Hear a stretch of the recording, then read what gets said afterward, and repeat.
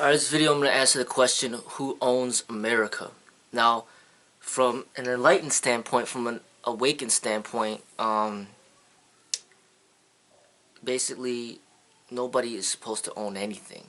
You know, it's just, this is just the world, and we're supposed to share the resources of this world. Not just with humans, but with animals and just everything. You know, plants, animals, humans, whatever. You know, but we live in a society, in a world where people, they like to own and possess, and there's capitalism, there's war, there's just a lot of territorial things. Even animals such as dogs do it, peeing on trees and, you know, peeing to kind of set their own territory. Reasons of why we even get married is, you know, we're pretty much trying to possess another human being and claim the individual to be ours. Reason why we own homes is basically to say that this is private property, that we own this. So now I'm speaking in terms of somebody, you know, in terms of not being enlightened. So when you're not enlightened, you think in terms of labeling people, and you think in terms of race, and basically like national origin and all those types of things. All right, so you got races of people, right? So the Chinese obviously do not own America. They own China, right? And the Japanese don't own America. They own Japan. But who owns the U.S.? Right? The U.S. is a mixture of a lot of different races.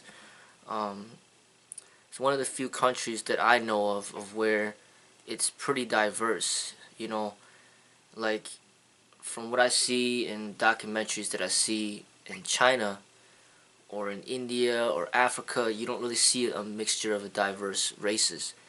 They pretty much kind of stick to their own, right? But in America, there are all sorts of different races here, and it's pretty diverse.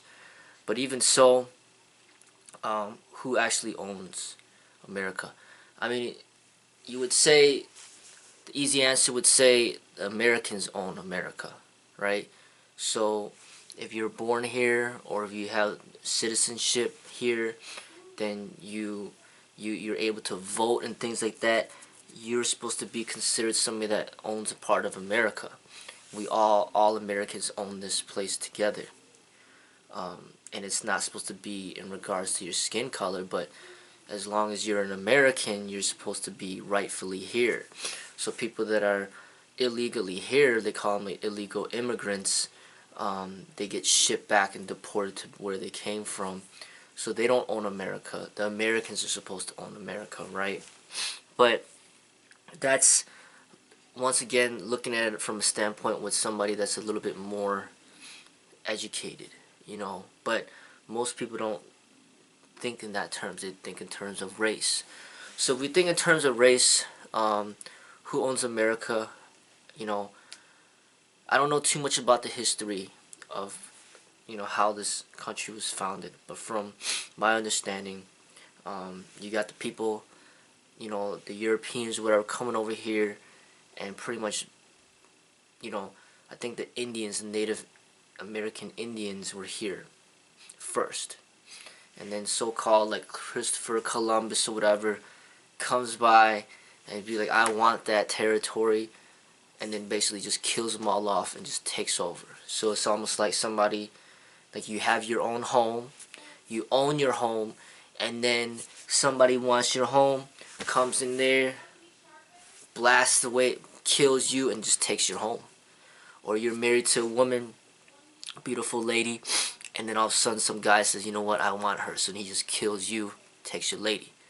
That's, you know, something that's not uncommon, and that's essentially what I think happened, where you got these people coming in and just killing off these Native Americans or these Indians, and then claiming the territory as their own.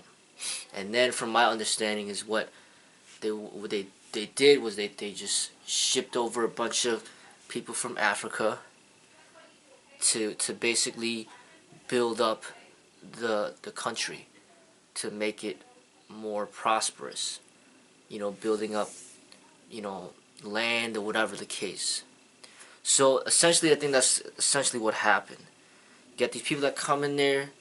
I want your place. We're gonna kill all you off, kill them all off, ship over people, turn from Africa, turn them into slaves. And from my understanding, they even shipped over people from China, and those are the people that built the railroads, for America. So they're shipping over people from other countries to build up their America, and these are the Caucasian, the whites, that are coming in and doing all that. Okay, so they pretty much, yes, the way that they took over is very brutal, and it's it's violent, and like I said, it's like just coming in there and just violently overtaking. And essentially, now we have what we have. If you look at all the presidents from the very beginning, they're all white, and then now there's one black guy, but before him, all white. Look at the media, the Hollywood, the actors and actresses are mainly all white. Okay, they own that industry. Look at the music industry. A lot of it is mainly white. There are some black, and in Hollywood there are some blacks, but a majority of it are white. All right. Look at the sporting industry. It's more so now. It's getting more dominated by blacks. All right. The Asians don't really have much, as far as like, you don't see them in the entertainment industry. Not too often. Not in America. They have their own, films in their countries. But over here, you don't really see that many Asians in the entertainment industry. It's mainly whites and blacks. So it's almost like the blacks are trying to fight for greater ownership, or basically to become a bigger part of America. I see this going on. This is my observance and feedback of what I see going on. Being somebody that is the first generation here in America, from my China, my parents immigrating from Hong Kong, I clearly know that we pretty much are given the right to be here through permission. Basically, we asked to come in here and they allowed us to be in here. So we're like, in a way, almost like guests.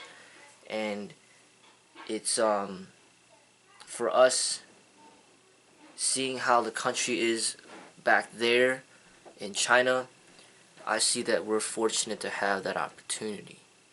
Even though there's a lot of injustices, such as racism and whatever the case may be, or we might not have the opportunity to be in Hollywood, or to be famous, or to be a president, or to be a politician, or have the really high paying jobs.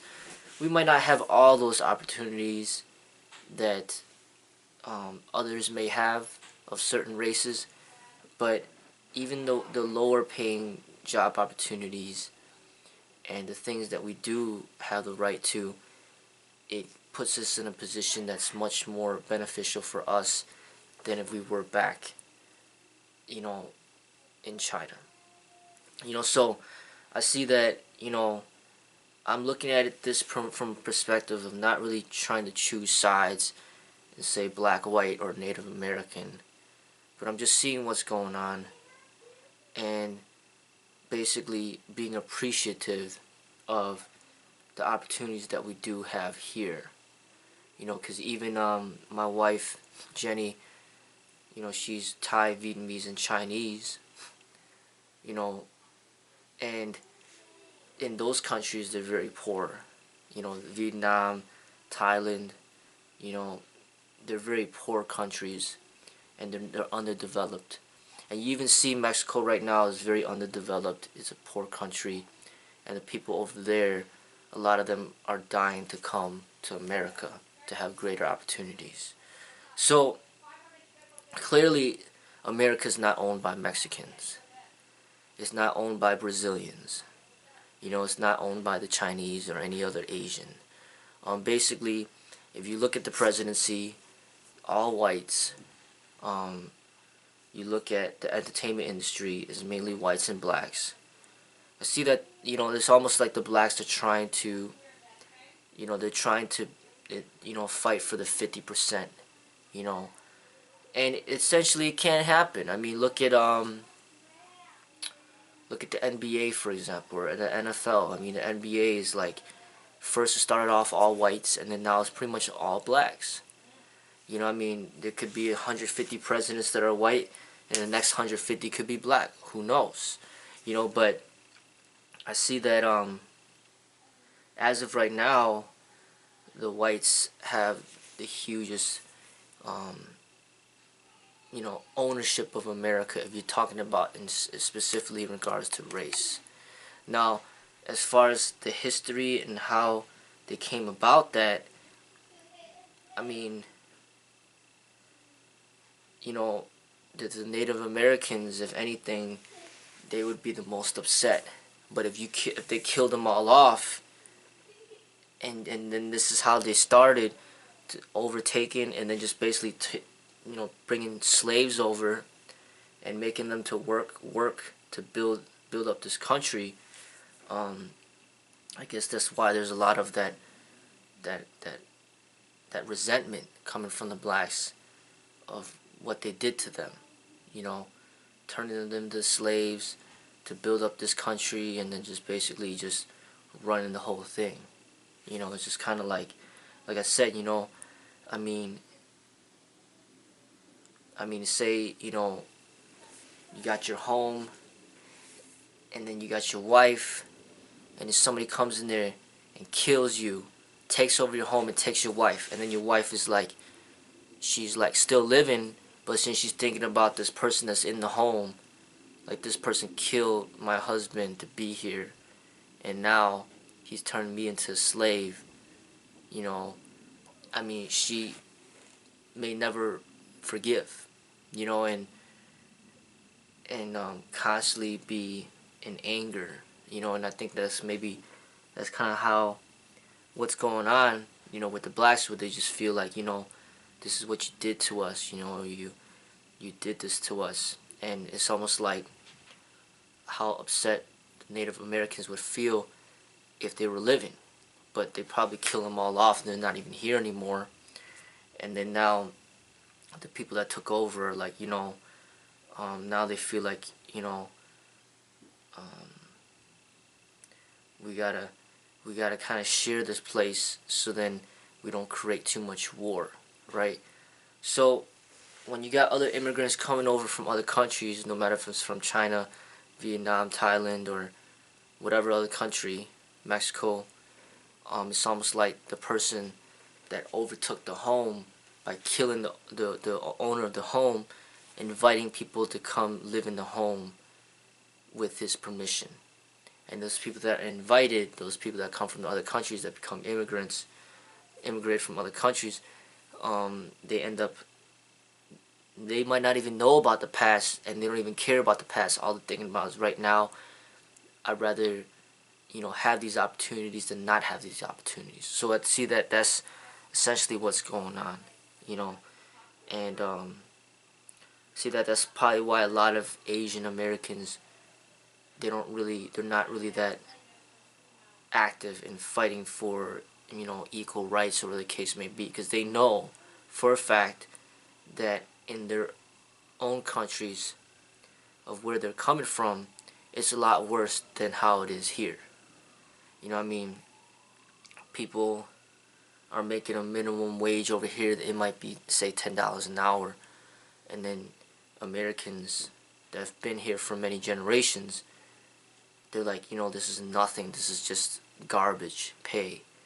But then you got somebody that's immigrated from another country from China who might make $1 a day, coming over here making $8 or $10 an hour is like, it's like a paradise, you know. So I could understand why a lot of Asian Americans or Asians in general are much more willing to surrender and submit and just basically um, adhere to the authority of whoever's in charge, no matter if it's white or black, and just go on about their way and just appreciate just being able to be here, and have the opportunities they have, even though they don't have all the opportunities, they at least have some. So meaning, say there's 10,000 opportunities is the absolute most that you could have, being like fully accepted within this culture, being like Caucasian or whatever the case may be. You have 10,000 opportunities, and then being Asian, that 10,000 might drop down to 2,000. But even the 2,000 is considered a lot of opportunities compared to their own country, where the 2,000 opportunities falls all the way down to 50 opportunities. So I can see why, like, a lot of Asian Americans or Mexicans or Hispanics or Latinos, why they may be more willing to basically accept that this America is not perfect, that there is racism, and they are basically not given equal treatment in all cases, and that you know, that they gotta put up with some things sometimes, and just basically, but at the same time, you know, things could be much worse, you know. So that's kind of my observance of it all, and that's what it is, you know what I mean? Even though I criticize America a lot, at the same time, at least in my opinion, I feel that we have it very good here in America compared to a lot of the other countries out there. And it's not perfect here. There is such a thing as racism, but at the same time, I think it's just a matter of like people gaining a greater understanding about it, a deeper understanding about it, and in a way liberating themselves from thinking in that manner. And that's the only solution that I see that is anything that could actually does work. I don't see any type of movements or gatherings or protests that's gonna do anything of a positive benefit for the people. It just doesn't work that way. I think it just requires like an inner like understanding and an inner revolution within yourself to pretty much free yourself from this way of like negative thinking and being, you know, like have this understanding, but then at the same time still be able to function in the society where a majority, if not 90% or more of the people still have this limited understanding and think in terms of race. But I am able to see the world in a different way, you know, and not look at people as individuals opposed to labeling people based on skin color and things like that. But this is the world that we live in, and as I stated, you know, I think there's a lot of positives, you know, because I think everybody that calls themselves American and that live in America are benefiting off of the tragedies that happened in the past. And even though those tragedies are messed up, us being here, living here already, we're benefiting off of those tragedies. Just like people that buy stuff that are made out of China, you know, there's child labor, there's like unethical and messed up work. There's no like workplace laws, and people are just like starving and dying, but we're still buying those cheap products and still benefiting off of it. So it's like, that's kind of what I see with America. Is like, how can we complain about the past when we're the ones who are benefiting off of what happened in the past? You know, so the history of America is not a pretty thing, but at the same time, I think we should stop focusing on the past and focus on right now, and just basically just try to be thankful and appreciative of our position in life.